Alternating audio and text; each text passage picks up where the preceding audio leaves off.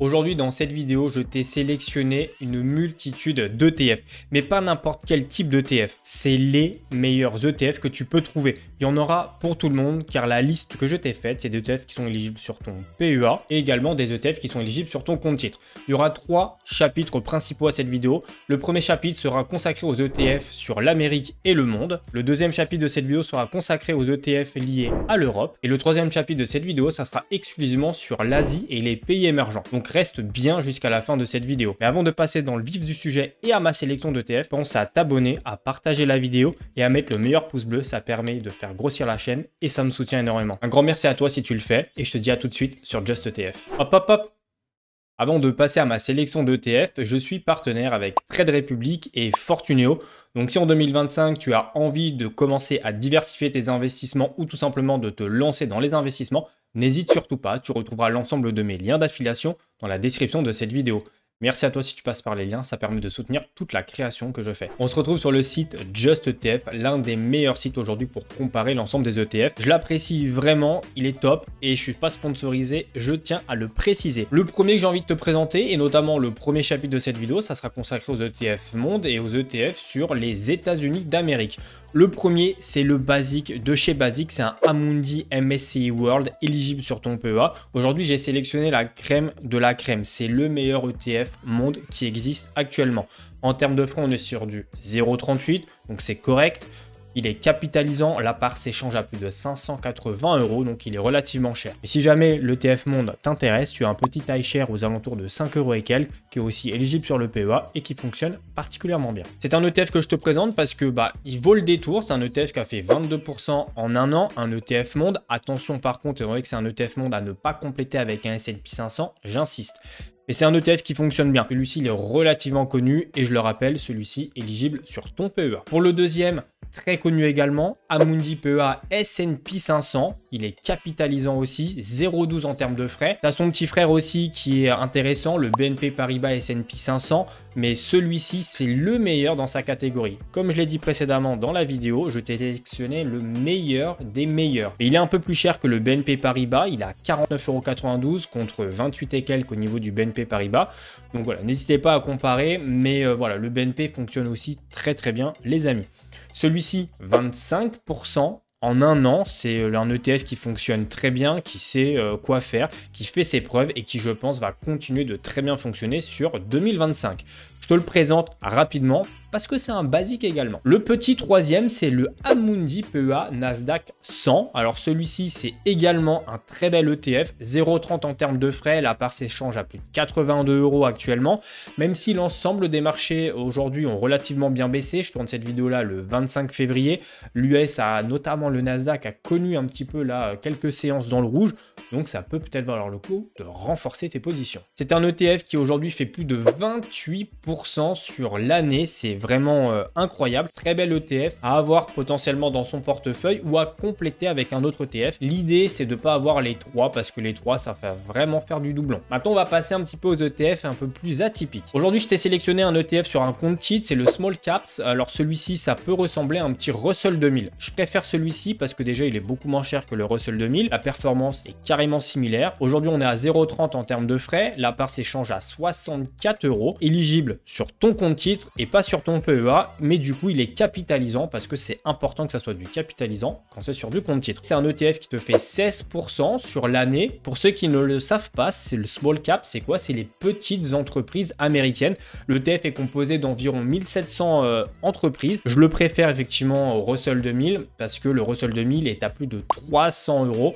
Relativement cher, mais par contre, le Russell 2000, celui-ci est éligible sur ton PEA. Donc ça va être à toi de choisir.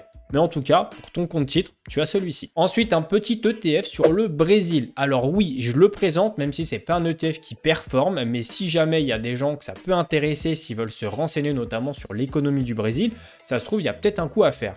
C'est un ETF aujourd'hui qui a 0,19 de frais, qui coûte 21,72 €, donc relativement accessible, éligible sur ton compte titre. et il est donc capitalisant. C'est un ETF qui a fait moins 11% sur l'année. Par contre, sur les 3 dernières années, ça a fait 10%. Ça a le mérite quand même d'être là. Mais c'est un ETF qui, je pense, peut valoir le coup, étant donné que là, on peut dire qu'il est un peu sous-coté. Donc, c'est toujours mieux d'acheter un ETF qui est un petit peu dans le rouge que plutôt tout de suite se positionner sur un ETF qui est déjà à son prime. La plus-value sera beaucoup plus compliquée à aller chercher. Alors que là, si ça se trouve, ça peut remonter de manière assez intéressante. Et d'ailleurs, si on reprend juste sur un mois, ça fait déjà quasiment 6%. Pour les personnes que ça intéresse, n'hésitez pas à creuser le sujet. Et pour le petit dernier, c'est un ETF sur le Canada, un ETF qui fonctionne bien, comme d'hab, éligible celui-ci sur ton compte titre, 0,35% de frais, il est capitalisant, c'est du basique, tu connais, sur le compte titre, il faut du capi. Ça s'échange à 84,35 € sur les marchés, sur l'année, 21% de performance, et oui, le Canada, ça fonctionne particulièrement bien, sachant que là, ça a quand même connu une petite baisse, tu vois, si on reprend sur juste un mois, légère baisse, et même sur les 3 derniers mois aussi, mais sur l'année, c'est quand même un ETF qui fonctionne bien. Donc voilà, j'avais envie de te le présenter parce que je pense que ça peut valoir le coup en termes de diversification. Là, la proposition que je te fais, c'est vraiment des ETF, c'est les meilleurs dans leur catégorie. Si tu veux composer un portefeuille chill et bien diversifié, tu auras la liste des meilleurs dans cette vidéo. Maintenant, on va passer aux ETF sur l'Europe et je t'ai dégoté quelques petites pépites. Je suis sûr que tu n'y es absolument pas prêt. Et surtout, partage-moi ton avis en commentaire. Est-ce que tu connaissais ces ETF-là? Tu verras, c'est un petit banger. Le premier ETF, c'est un Amundi FTSE MIB et c'est pas Men in Black. C'est tout simplement un ETF sur l'Italie, un ETF qui fonctionne particulièrement bien depuis plusieurs années. C'est un ETF qui est éligible sur ton PEA, aujourd'hui 0,35 de frais. C'est un distribuant, par contre celui-ci, donc tu vas toucher des dividendes grâce à cet ETF là. Après, c'est moins gênant quand c'est sur un PEA, étant donné que tu vas pouvoir directement réinvestir, alors que le dividende, quand tu le touches sur un compte titre, malheureusement, il est directement taxé à hauteur de 30%. Aujourd'hui, c'est un ETF qui s'échange aux alentours de 38 €, qui sur un an a fait plus de 22%. Et notamment, voilà, l'Italie fonctionne très très bien. Avant que tu me poses la question, juste ici, comme tu le vois, tu as un petit dé, donc la distribution du dividende s'est fait le 10 décembre 2024 et ça t'a procuré 1,34 €. Donc n'hésite pas à aller voir si jamais tu as des doutes sur des ETF que tu as potentiellement en portefeuille, tu tapes directement sur le site Just ETF et ici tu vas potentiellement voir la distribution de l'ETF. Donc c'est un ETF qui fonctionne vraiment bien. Si même on recule sur les 5 dernières années, c'est un ETF qui fait plus de 95% de performance. Je pense que c'est un ETF qui mérite toute notre attention, n'est-ce pas? Au niveau du deuxième, c'est un ETF du coup IBEX 35. Donc ça, tu vas me dire, mais qu'est-ce que c'est que ça encore? C'est un ETF sur l'Espagne, un ETF qui fonctionne bien également, éligible PEA, qui est distribuant aussi, 0,30 de frais. Celui-ci par contre s'échange à 131 €, il est un petit peu plus cher, mais c'est un ETF comme tu le verras qui fonctionne aussi particulièrement bien parce que c'est un ETF sur un an qui a fait plus de 33% de performance. C'est assez exceptionnel. Quand j'ai fait mes recherches, quand j'ai découvert ces ETF là, honnêtement j'étais pas prêt au niveau des performances. J'aurais pas spécialement parié sur certains pays comme l'Italie ou même l'Espagne par exemple. Donc c'est un ETF qui a très bien fonctionné et si tu remontes sur les 5 dernières années, par contre c'est forcément un poil moins bien. Un ETF également comme tu le vois distribuant, donc si on remonte là sur l'année, 3,60 € distribué le 10 décembre. C'est quand même assez intéressant. Après le prix est quand même assez haut, donc en termes de renta, on n'est pas non plus sur une renta de fou, mais en tout cas en termes de performance, on est sur un très bel ETF. Maintenant, on va passer à un ETF assez connu par contre celui-ci, c'est un ETF sur le DAX. Donc le DAX, c'est l'Allemagne, tout simplement. Un ETF qui est relativement cher parce qu'on est quasiment à 400 €, éligible sur le PEA. Capitalisant celui-ci, par contre il est vraiment pas cher, on est à 0,10 en termes de frais. J'ai pris le top du top, hein. C'est pour ça que les parts des fois sont un peu chères, mais c'est vraiment le meilleur des ETF, que ce soit noté par Morningstar 5 étoiles ou autre, tu peux vérifier, c'est les meilleurs. Aujourd'hui c'est une performance aussi qui est très intéressante, plus de 27% en un an, avec une petite chute là quand même les dernières séances. Il y a eu des législatives en Allemagne, il y a voilà, en point de vue économique, tout ça, stabilité politique, c'était un petit peu compliqué, mais c'est c'est quand même un ETF qui fonctionne particulièrement bien. Après avoir, hein, l'ensemble des performances passées ne préjuge absolument pas des performances futures. Donc, il faut aussi prendre tout ça en ligne de compte. Mais c'est un ETF qui, je pense, mérite également notre attention, qui a su faire ses preuves, qui sur les 3 dernières années aussi fait plus de 56% de performance. Sur l'Europe, hein, il y a quand même des choses qui fonctionnent très très bien parce que quand tu compares un S&P 500 ou même un Nasdaq qu'on a vu juste avant, ça les tient. Et ça les tient même très très bien. Ça peut valoir le coup. Mais petit bémol, c'est vrai que c'est plus de 400, enfin quasiment 400 euros. Et aujourd'hui, le fractionnement d'actions n'existe pas encore sur le PEA. On va croiser les doigts pour que ça arrive quand même rapidement. Ensuite, un autre ETF bien connu également, un ETF sur le CAC, c'est du basique 0,25. Il est distribuant 79,69 aujourd'hui en termes de valorisation. Un ETF qui a énormément varié. Tu connais le CAC, les législatives, tout ça, notre instabilité politique, forcément sur l'année dernière et début d'année n'a pas forcément bien mis le CAC. Donc là, on a un petit 5% sur un an. Mais je pense que ça peut valoir le coup, notamment là depuis effectivement 3 mois, 12%. C'est quand même pas déconnant. Et là, maintenant qu'on a une stabilité politique, je pense que le CAC va reprendre. On n'était pas loin de quelques jours là à atteindre le nouveau record. Donc affaire à suivre également en distribuant. Donc celui-ci t'a donné 2,19 €. Le CAC, ça fonctionne bien. Ça reste plutôt, voilà, une économie qui est plutôt carrée aussi. Donc là, tu vas investir sur les 40 plus grosses capitalisations françaises. Maintenant, on va passer à un ETF sur l'Europe. Donc le petit Amundi ETF PEA MSCI Europe. 0,15 en termes de frais. Alors celui-ci, tu peux le comparer à un Eurostock 600 par exemple, mais voilà, j'ai quand même pris, je le répète, le top du top. Celui-ci s'échange à 32,77 €, un ETF qui fait 15% sur un an, un peu plus timide que les autres. En même temps, sur l'Europe, il y a quand même eu un petit peu de haut et de bas, et puis on peut dire, hein, quand on a un ETF, ne serait-ce que sur le CAC qui fait 4%, on peut dire que c'est peut-être la France qui a tiré l'Europe vers le bas. En tout cas, celui-ci, il est capitalisant, il fonctionne particulièrement bien. Sur les 5 dernières années, c'est quand même un ETF qui te rapporte pas loin de 10% par an. Donc en termes de diversification, ça peut potentiellement valoir le coup, l'histoire voilà, de se positionner ne serait-ce qu'un petit peu pour diversifier son portefeuille et pas être trop niché sur un seul et même marché. On va passer maintenant aux ETF qui ne sont plus éligibles sur le PEA, mais c'est des ETF qui vont être éligibles sur un compte titre. Celui-ci, c'est un ETF sur les pays nordiques, ETF à 0,25 € de frais. Il s'échange extrêmement cher, on est à plus de 680 €, mais c'est sur un compte titre. Donc tu peux faire du fractionnement d'actions. C'est un ETF qui fonctionne difficilement, 1% sur un an. Comme tu le vois, il y a eu énormément de choses dans le rouge. Mais c'est un ETF qui peut mériter notre attention sur les pays nordiques. Ça peut peut-être être intéressant de se positionner s'il y en a qui sont voilà, vraiment chauds sur l'économie de ces pays-là. N'hésitez pas à partager votre avis en commentaire. En tout cas, ça reste le meilleur dans sa catégorie aujourd'hui.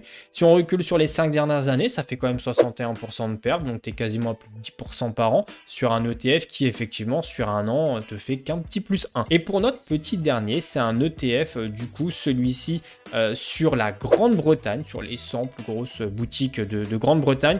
Celui-ci, il est capitalisant, éligible sur uniquement le compte titre, 0,14 en termes de frais. On est à 18 €, donc ça va en termes de parts, ça reste relativement convenable. On fait 19,88% sur l'année, c'est plutôt très intéressant. C'est un ETF qui marche bien, un ETF que tu peux accumuler depuis les 3 dernières années, un peu plus de 10% par an. Donc on peut aussi avoir le mérite de jeter un coup d'œil là-dessus pour être exposé à d'autres marchés que le marché ne serait-ce que européen ou que français ou que US. On passe au dernier chapitre de cette vidéo, les ETF sur l'Asie et également les pays émergents, et tu verras, pareil, je t'ai dégoté des pépites et je le répète, c'est les meilleurs ETF dans leur catégorie qui ont été notés par Morningstar, donc n'hésite surtout pas à te renseigner. Morningstar, c'est vraiment une sacrée référence dans le domaine financier. Donc c'est parti, le premier c'est un Amundi PEA Asie Pacifique, donc c'est noté dedans, c'est directement éligible sur ton PEA celui-ci. On est à 0,62 frais, alors la plupart des ETF qui sont sur l'Asie, sur les pays émergents, c'est des ETF qui en termes de frais sont relativement onéreux. Aujourd'hui, il est capitalisant. On l'échange à quasiment 20 €. C'est un ETF qui fonctionne particulièrement bien sur un an. On est à plus de 20% sur l'année. Très intéressant. Aujourd'hui, je trouve que ça peut être vraiment une idée d'aller chercher un ETF du coup sur l'Asie-Pacifique parce que des bassins qui tendent aussi aujourd'hui à se développer et continuer de performer d'un point de vue économique. Donc ça peut être vraiment intéressant d'aller placer ne serait-ce qu'une partie de son portefeuille sur celui-ci, peut-être 5 ou 10% maximum, hein, pas plus. Hein. L'idée, c'est vraiment de jauger au niveau de la diversification. Ensuite, c'est un Amundi PEA 1. Celui-ci, je l'ai déjà présenté. Alors oui, vous allez encore me gronder, mais 0,85% de frais, je trouve pas moins cher malheureusement. Éligible hein, sur le PEA, il est capitalisant. C'est un ETF qui fluctue quand même pas mal ces derniers temps. Il s'échange à 25,74 €. C'est quand même un ETF qui a fait de belles performances en cours d'année, mais qui a tout perdu là sur la fin d'année, début d'année. Mais ça signifie que l'ETF est quand même assez abordable actuellement. Et en fait, ce qu'il faut comprendre, c'est sur les pays émergents et notamment l'Inde aussi, c'est des ETF qui font énormément fluctuer. L'idée de ces ETF-là, c'est de rentrer avant tout le monde. C'est d'essayer de se dire, ok, je rentre maintenant parce que c'est pas très cher et j'investis pour les 5 ou 10 prochaines années. Et je suis quasiment persuadé et qu'il y a plusieurs économistes aussi qui disent que l'Inde, c'est le prochain bassin mondial d'un point de vue économique. L'idée, c'est juste, voilà, potentiellement de se positionner, d'acheter quelque part, dès qu'il y a des baisses, hein, comme on peut le voir là actuellement, de renforcer tout simplement. Et je le redis, des ETF, c'est des investissements sur du très long terme. C'est pas des investissements sur du court terme, 2, 3, 4, même 5 ans. Les ETF, en règle générale, tu conserves ça au moins 10-15 ans, si ce n'est pas plus. Petit ETF sur les pays émergents que j'ai déjà présenté, mais il reste le meilleur dans sa catégorie. Celui-ci, il est éligible sur ton PEA. On est à 0,30, il est capitalisant. Il s'échange à 25,52 €. Il fonctionne très très bien. Celui-ci a plus de 21% de performance, quasi similaire en termes de performance à l'Asie-Pacifique. Hein. Alors après, il est durable. Hein. Si jamais c'est un critère qui pour toi peut être important dans tes investissements, bah voilà, sache que cet ETF-là, c'est un ETF aussi qui est durable. Ensuite, un petit ETF où là, on va passer maintenant sur les ETF qui sont plus éligibles sur le PEA, mais ça serait exclusivement du compte titre. Un ETF sur la Chine. Tout simplement, 0,35 de frais, il s'échange à 145 €. C'est un ETF qui peut être intéressant. La Chine, on connaît, hein, c'est la deuxième puissance mondiale. C'est un bassin économique plus que incroyable qui fait ses preuves littéralement. Aujourd'hui, c'est un ETF qui a eu beaucoup de mal sur début d'année, mais qui reprend énormément. Là, on est à 17%, mine de rien, sur un an. Sur les 5 dernières années, par contre, on est vraiment sur quelque chose qui n'est pas extraordinaire. C'est vraiment sur les dernières années où ça a plutôt pas trop mal fonctionné. Tu vois, parce que là, même sur les 3 dernières, c'est quand même pas ouf. Mais là, sur un an, ça a vraiment bien repris. Donc, il faut quand même faire attention sur le marché chinois. Ça reste assez compliqué quand même d'obtenir de bonnes informations. Mais si jamais il y a des personnes que ça peut intéresser d'aller se positionner sur un ETF comme celui-ci, bah, n'hésitez pas également à vous renseigner. Ça reste un ETF qui, en tout cas, a performé sur un an. Ensuite, un ETF, un petit iShare sur le Japon, 0,64% de frais, un ETF qui s'échange aux alentours de 72 €, qui fonctionne relativement bien aussi, un petit 10%, donc relativement bien, ça reste correct, hein, 10% sur un an. Sur les 3 dernières années, par contre, on est à plus de 83%, donc c'est carrément un ETF qui a tout explosé, qui a ralenti sur l'année dernière, avec notamment une énorme baisse juste ici, le 5 août 2024. À vous renseigner, mais je sais que vous êtes beaucoup sur les lives à me demander des ETF de ce type-là, des ETF qui sont sur la Chine, sur l'Asie, sur le Japon. Donc voilà, vous avez toutes les réponses dans cette vidéo. Un autre petit ETF qui là par contre est relativement intéressant et honnêtement celui-ci je m'y attendais pas, c'est un ETF sur l'Australie. Et c'est un ETF qui a particulièrement bien fonctionné, 0,42 frais. Celui-ci par contre c'est un distribuant. Il s'échange à l'entour de 50 €. C'est un ETF qui a fait 13% sur l'année dernière. Il t'a distribué un dividende de 2 €, voilà, au niveau du 10 décembre. C'est un ETF qui peut mériter notre attention également parce que ça a plutôt bien fonctionné en termes de diversification. Ça peut être intéressant.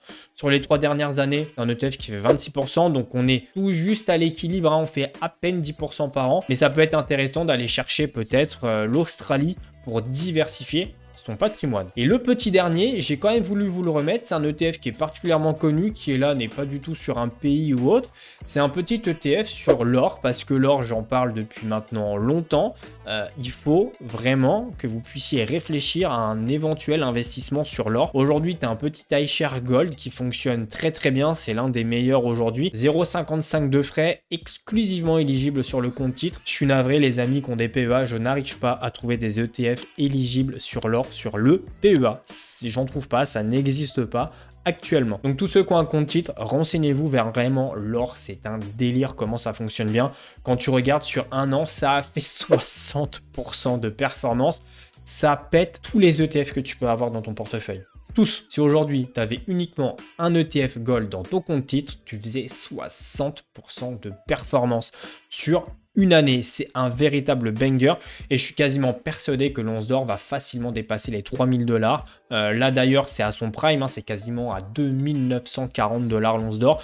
Donc vraiment, renseignez-vous sur ça. C'est une très bonne alternative aussi, notamment voilà, pour diversifier son portefeuille. La matière première, ça fonctionne bien. Comme tu le vois, 60%, c'est vraiment fou. Ça reste une valeur refuge. Donc je trouve ça important de se positionner sur un ETF comme celui-ci. Voilà, on arrive à la fin de ma sélection des ETF, donc qui est composée sur des ETF sur les États-Unis, sur le monde, des pays émergents, l'Asie, l'Europe, etc.